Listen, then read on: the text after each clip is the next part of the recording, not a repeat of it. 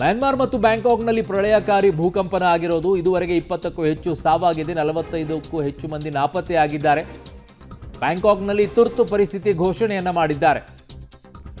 ಸಾವು ನೋವಿನ ಸಂಖ್ಯೆ ಮತ್ತಷ್ಟು ಹೆಚ್ಚಳ ಸಾಧ್ಯತೆ ಅಂತಿದ್ದಾರೆ. 100ಕ್ಕಿಂತ ಕಡಿಮೆ ಇರಕ್ಕೆ ಸಾಧ್ಯನೇ ಇಲ್ಲ, ಅಲ್ಲಿ ಸಾಧ್ಯನೇ ಇಲ್ಲ. ಯಾಕಂದ್ರೆ ಅವ್ರಿಗೆ ಅಲ್ಲಿ ಇನ್ಫಾರ್ಮೇಶನ್ ಸಿಗ್ತಾ ಇಲ್ಲ, ಎಲ್ಲಿ ಏನಾಗಿದೆ ಅನ್ನುವಂಥದ್ದಿದೆ. ಹಾಗಾಗಿನೇ ತುರ್ತು ಪರಿಸ್ಥಿತಿಯನ್ನು ಘೋಷಣೆ ಮಾಡಿರೋದಲ್ಲಿ ಎಲ್ಲಿ ಯಾವ ಪರಿಸ್ಥಿತಿ ನಿರ್ಮಾಣ ಆಗಿದೆ, ಏನಾಗಿದೆ ಅನ್ನುವಂಥದ್ದು ಒಂದು ತಿಳಿಯಾಗಬೇಕು ಅಂತಂದರೆ ಆಲ್ಮೋಸ್ಟ್ ಆಲ್ ಇನ್ನೊಂದು ಸ್ವಲ್ಪ ಸಮಯ ಬೇಕಾಗುತ್ತೆ. ಅವ್ರಿಗೊಂದಿಷ್ಟು ಇನ್ಫಾರ್ಮೇಷನ್ಗಳು ಸಿಗಬೇಕು ಅಂತಂದಾಗ ಕಾರಣ ಸಂಪರ್ಕಗಳು ಕಡಿತಗೊಂಡ್ಬಿಟ್ಟಿರುತ್ತೆ. ಎಲ್ಲೆಲ್ಲಿ ಏನಾಗಿದೆ ಅನ್ನೋದು ಗೊತ್ತಾಗಿರೋದಿಲ್ಲ. ಅವೆಲ್ಲ ಗ್ಯಾದರ್ ಆಗಬೇಕು ಅಂತಂದರೆ ಒಂದಿಷ್ಟು ಸಮಯಾವಕಾಶಗಳು ಬೇಕಾಗುತ್ತೆ.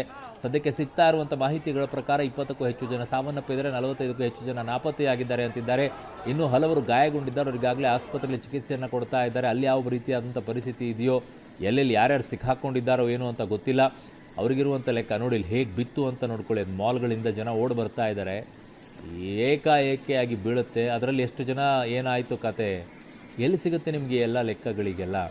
ಆಮೇಲೆ ಎಲ್ಲ ತೆರವು ಆದಮೇಲೆ ಅದರ ನಂಬರ್ಗಳು ಗೊತ್ತಾಗುತ್ತೆ, ಇಷ್ಟ ಆಗಿದೆ ಅಷ್ಟಾಗಿದೆ ಅಂತ ಹೇಳಿ. ನನ್ನ ಸಹೋದ್ಯೋಗಿ ಈಗ ದೆಹಲಿ ಪ್ರತಿನಿಧಿ ಶಬೀರ್ ನನ್ನ ಸಂಪರ್ಕಕ್ಕೆ ಸಿಗ್ತಾ ಇದ್ದಾರೆ. ಶಬೀರ್, ಈ ನಂಬರ್ಸ್ ಇಲ್ಲಿಗೆ ನಿಲ್ಲೋ ಲಕ್ಷಣಗಳಂತೂ ಕಾಣಿಸ್ತಾ ಇಲ್ಲ. ಆ ದೃಶ್ಯಗಳನ್ನು ನೋಡ್ತಾ ಇದ್ದಾರೆ, ತುಂಬ ತುಂಬ ತುಂಬ ಭಯಾನಕವಾಗಿದೆ. ಈಗ ಸದ್ಯದ ಪರಿಸ್ಥಿತಿಯಲ್ಲಿ ಎರಡೂ ದೇಶಗಳಲ್ಲಿ ಹೇಗಿದೆ ಅಂತ? ಅರುಣ್, ಎರಡೂ ದೇಶಗಳಲ್ಲೂ ಕೂಡ ಪರಿಸ್ಥಿತಿ ಭಾಳಷ್ಟು ಸೂಕ್ಷ್ಮವಾಗಿದೆ ಮತ್ತು ಸಾವು ನೋವಿನ ಸಂಖ್ಯೆ ಇನ್ನಷ್ಟು ಹೆಚ್ಚಾಗುವಂಥ ಸಾಧ್ಯತೆಗಳು ಭಾಳಷ್ಟು ದಟ್ಟವಾಗಿ ಕಾಣಿಸ್ತಾ ಇದೆ. ಯಾಕೆಂದರೆ ಮುಖ್ಯವಾಗಿ ನಾವು ಫಸ್ಟ್ ಥೈಲ್ಯಾಂಡ್ನ ವಿಚಾರಕ್ಕೆ ಬಂದಂಥ ಸಂದರ್ಭದಲ್ಲಿ ಬ್ಯಾಂಕಾಕ್ನಲ್ಲಿ ಅಪಾರವಾದಂಥ ಸಾವು ನೋವುಗಳಾಗುವಂಥ ಸಾಧ್ಯತೆಗಳಿದ್ದಾವೆ. ಯಾಕೆಂದರೆ ಅಲ್ಲಿ ಕುಸಿದು ಬಿದ್ದಿರುವಂಥದ್ದು ಎಲ್ಲವೂ ಕೂಡ ಬಹುಮಹಡಿ ಕಟ್ಟಡಗಳು, ಗಗನಚುಂಬಿ ಕಟ್ಟಡಗಳು, 20-25 ಫ್ಲೋರ್ ಇರುವಂಥ ಕಟ್ಟಡಗಳು ನೆಲಕ್ಕುರುಳಿರುವಂಥ ಹಿನ್ನೆಲೆಯಲ್ಲಿ ಸಾಕಷ್ಟು ಜೀವಹಾನಿ ಆಗುವಂಥ ಸಾಧ್ಯತೆಗಳು ಈಗ ಸದ್ಯಕ್ಕೆ ಕಂಡು ಬರ್ತಾ ಇರುವಂಥದ್ದು.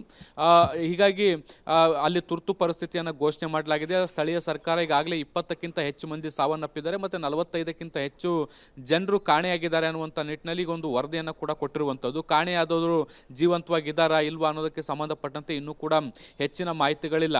ಈಗ ಏನು ಸ್ಥಳೀಯ ರಕ್ಷಣಾ ಸಿಬ್ಬಂದಿಗಳನ್ನು ಬಳಸಿಕೊಂಡು ಈಗ ರಕ್ಷಣಾ ಕಾರ್ಯಾಚರಣೆಯನ್ನು ಕೂಡ ಮಾಡಲಾಗ್ತಾ ಇದೆ. ಕಟ್ಟಡಗಳ ಅವಶೇಷಗಳ ಅಡಿಯಲ್ಲಿ ಸಿಲುಕಿರುವಂಥ ಜನರನ್ನು ಹೊರತೆಗೆಯುವಂಥ ಕೆಲಸವನ್ನು ಮಾಡಲಾಗ್ತಾ ಇದೆ. ಸ್ಥಳೀಯ ಆಸ್ಪತ್ರೆಗಳಿಗೆ ಗಾಯಾಳುಗಳನ್ನು ಸೇರ್ಪಡಿಸುವಂಥ ಕೆಲಸವನ್ನು ಕೂಡ ಈಗ ನಿರಂತರವಾಗಿ ಮಾಡ್ತಾ ಇರುವಂಥದ್ದು.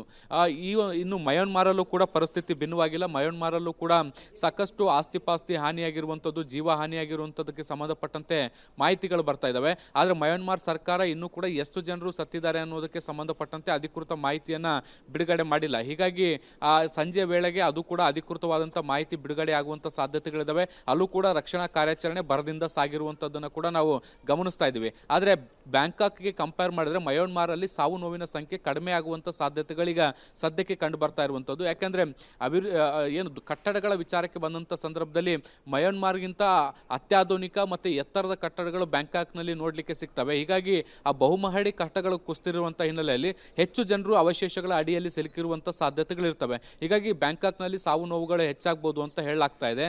ಮಯನ್ಮಾರ್ನಲ್ಲಿ ಭೂಕಂಪ ಆಗಿದ್ರೂ ಕೂಡ ಅದರ ದೊಡ್ಡ ಪೆಟ್ಟನ್ನು ಈಗ ಬ್ಯಾಂಕಾಕ್ ತಿಂತಾ ಇರುವಂಥದ್ದು ಅಥವಾ ಅನುಭವಿಸ್ತಾ ಇರುವಂಥದ್ದು ಈಗ ನಮಗೆ ನೋಡಲಿಕ್ಕೆ ಸಿಗ್ತಾ ಇರುವಂಥದ್ದು. ಅರುಣ್, ಓಕೆ, ಹಾಗೆ ಸಂಪರ್ಕದಲ್ಲಿ ಶಬೀರ್ ವಾಪಸ್ ಬರ್ತೀನಿ. ನಿಮಗೆ ಒಂದೊಂದು ದೃಶ್ಯವನ್ನು ಕೂಡ ನಿಮಗೆ ಎಕ್ಸ್ಪ್ಲೇನ್ ಮಾಡುವಂಥ ಅಗತ್ಯತೆಯೇ ಇಲ್ಲ. ದೃಶ್ಯಗಳನ್ನು ನೋಡ್ತಾ ಇದ್ರೇ ವಾಹ್ ಅಂತ ಶಬ್ದ ಬರುತ್ತೆ. ನಿಮಗೆ ಏನು ಪರಿಸ್ಥಿತಿ ಆಗಿರ್ಬೋದು ಅಂತ ಕಲ್ಪನೆ ನಿಮ್ಮ ಬಂದೇ ಬರುತ್ತೆ ಅದು.